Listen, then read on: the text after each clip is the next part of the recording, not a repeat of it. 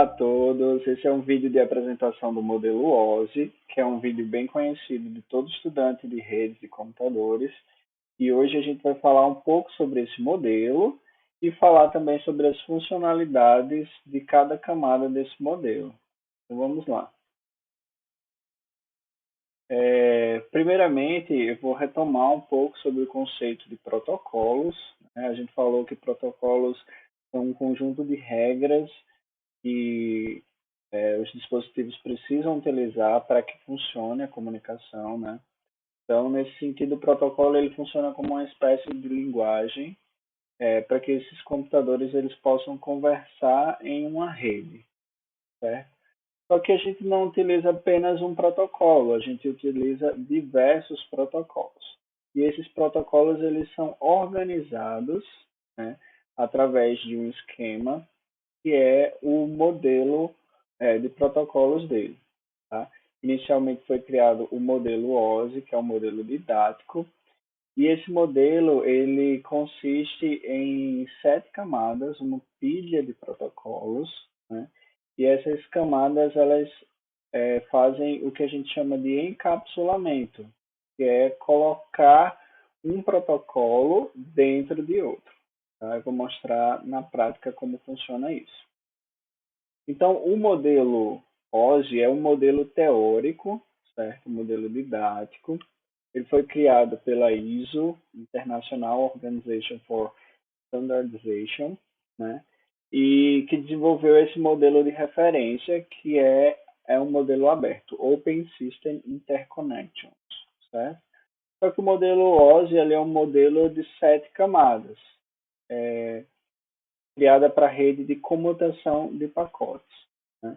Então, na aula passada eu falei que existe a comutação de circuitos e a comutação de pacotes. Esse modelo especificamente é para a comutação de pacotes, certo? Então, o modelo ele é construído em cima de 7 camadas. Por que colocar tantas camadas? Né? Qual é o objetivo de dividir em camadas? O objetivo é reduzir complexidade quando a gente trabalha de forma modular, né, através de uma engenharia modular. A gente pode reduzir a complexidade à medida que a gente modifica apenas um módulo, né? Trabalha apenas uma parte do programa, uma parte daquela comunicação, um protocolo apenas. Então fica mais fácil de fazer manutenção, diminuindo a complexidade, né, facilitando a engenharia modular. Um outro ponto é assegurar a interoperabilidade de tecnologias, né? Então a gente pode modificar os protocolos de uma determinada camada sem precisar modificar os protocolos da camada superior ou inferior a ela. Certo? Então, por exemplo, o meu celular ele funciona e acessa o site da mesma forma que o computador acessa um site, certo? Então, em cima disso está rodando um protocolo HTTP. Então, independente do dispositivo, que utilizam tecnologias diferentes, protocolos para acessar de forma diferente, um pode usar rede cabeada, outro pode usar rede Wi-Fi ou rede de dados móveis, né? Então, independente da tecnologia que eu esteja utilizando, eu vou conseguir acessar aquele site. Então, isso também acelera o processo de evolução dos dispositivos, das tecnologias, à medida que você consegue modificar apenas um protocolo especificamente e simplificar o entendimento de como funciona a tecnologia. Tá? Então, se fosse tudo para que um programador, para que um engenheiro desenvolvesse todos os protocolos, ou um protocolo que desse conta de toda a comunicação, desde a parte mais complexa, né, desde a parte física até a parte de software, até a parte de aplicação, né, seria muito complicado. Então, no modelo OSI, a gente tem 7 camadas, que basicamente a gente pode dividir em camadas superiores e camadas inferiores. As camadas superiores são as camadas mais próximas do usuário, né? As camadas de aplicação, apresentação e sessão. As camadas inferiores são aquelas mais de baixo nível, tá? Mais próximo do hardware. São as camadas de transporte, de rede, de enlace de dados e a camada física. Tá? Então, a gente tem 7 camadas organizadas dessa forma aqui no modelo OSI. Então, quem estuda o modelo OSI precisa conhecer esse esquema e a funcionalidade de cada camada dessas. Ok? Então, detalhando um pouco mais sobre essas camadas, a gente tem que a camada física, né, a primeira camada aqui, ela trata da transmissão dos bits. Tá? A camada de enlace vai fazer acesso aos meios físicos. Tá? Então, como é que vai funcionar o acesso ao meio físico? Se o meio for compartilhado, se o meio for dedicado, a camada de enlace vai tratar sobre isso. A camada de rede vai tratar sobre o endereçamento e o melhor caminho, que seria o roteamento. Tá? A camada de transporte vai fazer uma conexão ponto a ponto, ou seja, uma conexão entre as aplicações que estão rodando dentro de cada computador. A camada de sessão, comunicação entre os hosts. A camada de apresentação, a representação dos dados, as linguagens que estão sendo utilizadas, codificações. E a camada de aplicação, processo de rede para as aplicações. Né? Então, fazer uma interface entre a pilha de protocolos e a aplicação em si. Seria o navegador, que seria o aplicativo que você utiliza, que utiliza a rede de computadores, né? A internet. O modelo OSI ele é um modelo didático, tá? Como eu falei. As pilhas de protocolo elas não são implementadas ao pé da letra. Tá? Então, não são implementadas todas as 7 camadas. Hoje em dia, o modelo OSI ele é mostrado só de forma didática mesmo, né? Na academia, para mostrar que é um modelo aberto e que pode ser utilizado.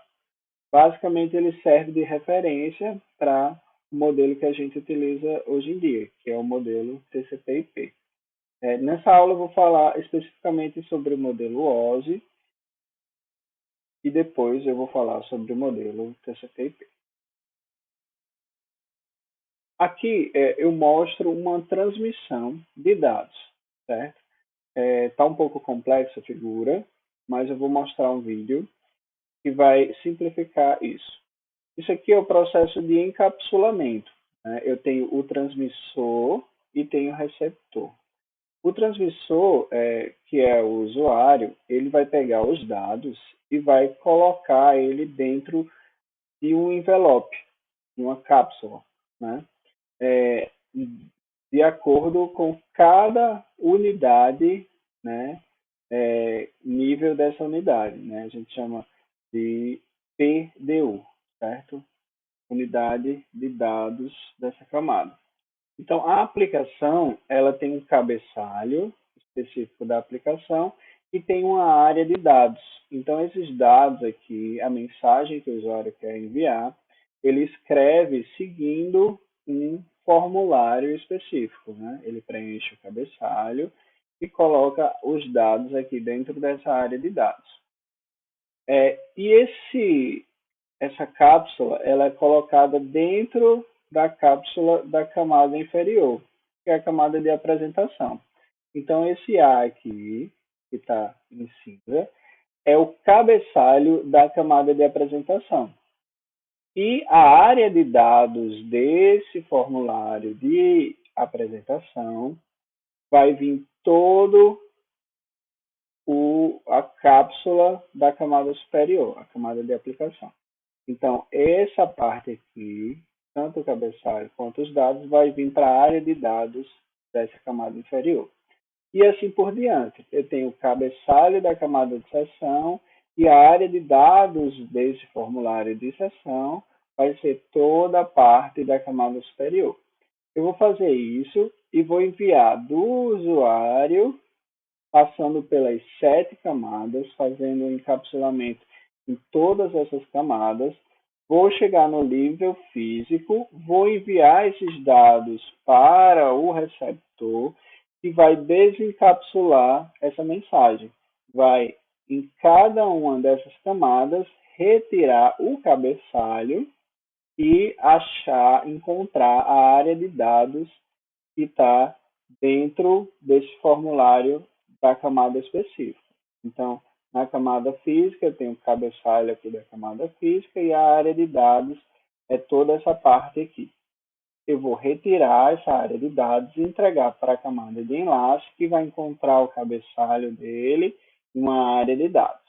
Vai entregar para a camada de rede, que vai retirar o cabeçalho da camada de rede e assim por diante. Ele vai retirando esse cabeçalho até encontrar o dado que o usuário enviou. No final, ele vai encontrar a mensagem que foi passada do transmissor para o receptor. Falando um pouco mais sobre as funções de cada uma das camadas, detalhando aqui a camada física, tem as funções de representar os bits, né? O sinal físico, tá? Então, se for o meio físico for um cabo de cobre, ele pode fazer através de um pulso elétrico, tá? Qual vai ser a duração desse sinal, ou seja, a frequência de operação dos componentes, qual vai ser o nível de codificação, a gente tem codificação Manchester, como vai ser feito a codificação lá no nível físico. A forma e o nível dos pulsos ópticos, se a gente estiver falando sobre fibras ópticas, né? A mecânica dos conectores, para que serve cada uma parte do conector, né? E a função de cada circuito desse conector. Né? Cada partezinha, cada fiozinho desse conector vai ter uma função e ele vai definir qual vai ser a função de cada uma parte desse conector. Tá? Quando a gente trabalha sobre a camada física, a gente tem algumas possibilidades, né? Par trançado, que é o cabo UTP, né? Pode ser categoria 5, categoria 5E ou categoria 6, né? O UTP significa Unshielded Twisted Par, ou seja, par trançado não blindado, tá? A gente pode ter fibra ótica, monomodo ou multimodo, né? Esses dois tipos de fibra ótica tem uma diferença de como vai incidir a luz, como dentro da fibra ótica vai ser feito o processo de reflexão da luz. O cabo coaxial pode ser 10 base 2 ou 10 base 5, e as redes sem fio, wireless. Tá? Na camada de enlace, a função principal é fazer o endereçamento físico da origem do destino, ou seja, endereçar a placa de rede, definir o protocolo da camada superior, trabalhar todo o processo de topologia de rede, né? Como é que vai ser feito o acesso aos meios físicos, se esse meio vai ser compartilhado, se esse meio vai ser dedicado, como vai ser feita a sequência de quadros, tá? Se esses quadros vão ser divididos, vão ser identificados, como é que é feito essa identificação. Então, as funções da camada de rede vão tratar os problemas específicos de rede, por exemplo, congestionamento, né? Se eu estiver passando muitos dados por um meio físico, aquele meio vai ficar congestionado. Os equipamentos eles podem ficar congestionados. E aí, como é que vai ser tratado esse congestionamento? Vai ser descartado o pacote, vai ficar armazenado na memória, no buffer, eu vou pedir para retransmitir, né? Então, todas as possibilidades dessa comunicação a nível de rede vai ser tratada aqui nessa camada. A escolha das melhores rotas, que é o processo de roteamento, né? Escolher o caminho mais curto, o caminho menos congestionado, o caminho que passa por menos roteadores, ou o caminho mais rápido, né? São diversos algoritmos de roteamento que existem para essa camada. Definir os endereços lógicos, né? E aí quando eu falo de endereço lógico, endereço de rede, eu falo de endereço IP, tá? Que é o protocolo mais conhecido na computação, na internet, que é o protocolo de internet, certo? O IP de origem e o IP de destino associados a esse protocolo. Interconectar diferentes camadas de enlace de dados, né? Então, eu posso ter diferentes formas de enlace, por exemplo, rede sem fio, rede cabeada, rede Ethernet, rede com topologias diferentes. E todas essas redes elas vão ser interconectadas diretamente através de uma camada, que é a camada de rede, tá? A camada de internet, através de um endereçamento próprio, que é o endereçamento de rede, endereçamento IP. Tá? Então, essa camada de rede, ela é a principal camada para que haja a intercomunicação de redes diferentes. Tá? Então, a internet ela só é possível devido a essa camada, porque ela faz um endereçamento a nível mundial.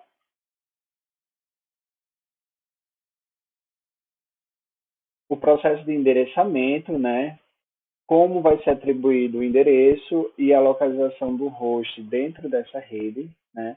A gente sabe que os endereços eles são atribuídos de acordo com a localidade, né? Então a gente tem endereços diferentes, é, a gente tem endereços para cada localidade, endereços referentes a Canguaritama, endereços referentes a Natal, a França, aos Estados Unidos. Então a gente consegue localizar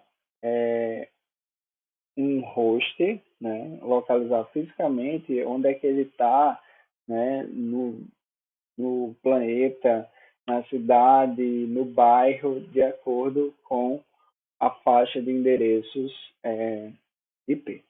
Tá? E o processo de roteamento é o processo de identificar e direcionar os pacotes de uma rede para outra. Né? Então, rotear é quando a gente passa de uma rede para uma outra rede diferente. Tá? Então, por isso que na casa da gente, quando a gente utiliza um roteador, tá? O que a gente está fazendo? A gente está transportando dados de uma rede local, que é uma rede própria nossa, para uma outra rede, que é a internet. Tá? Então, se a gente fizer isso, a gente está utilizando um roteador. Quando a gente utiliza só um ponto de acesso e não faz esse processo de passar de uma rede para outra, a gente está utilizando apenas um AP ou um Access Point, tá? Sem utilizar o roteamento.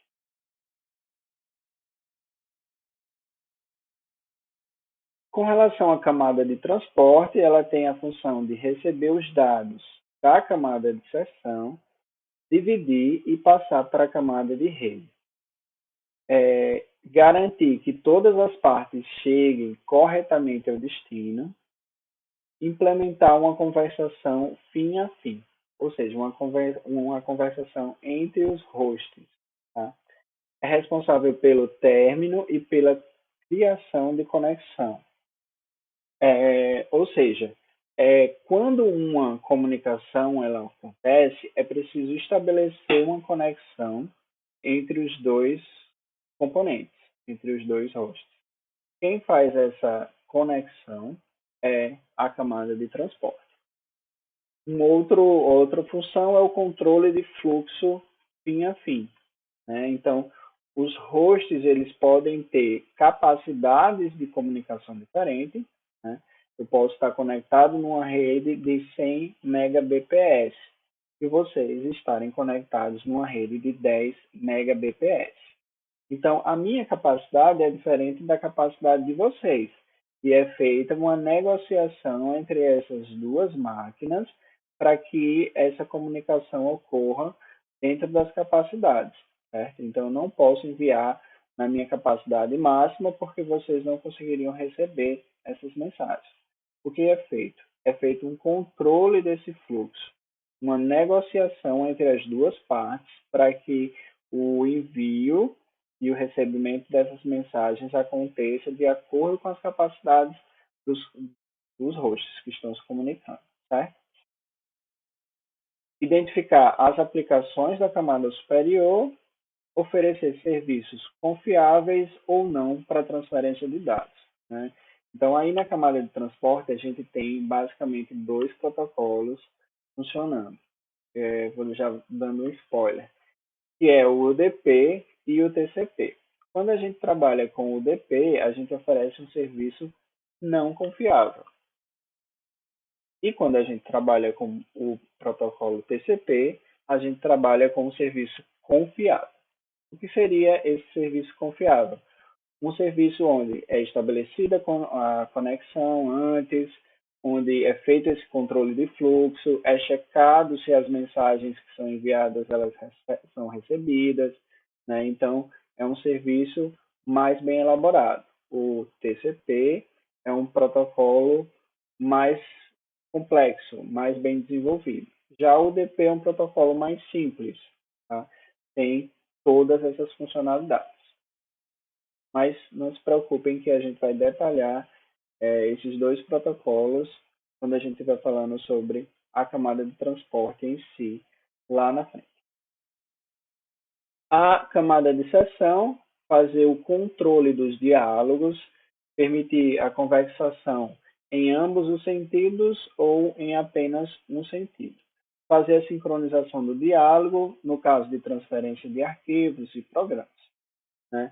Então, se eu tenho uma transferência de arquivos em uma aplicação que faz um controle de sessão, se eu desligar o computador ou perder a minha conexão durante essa transferência de arquivos, o que vai acontecer? Ele vai gravar em que parte da transferência eu estava.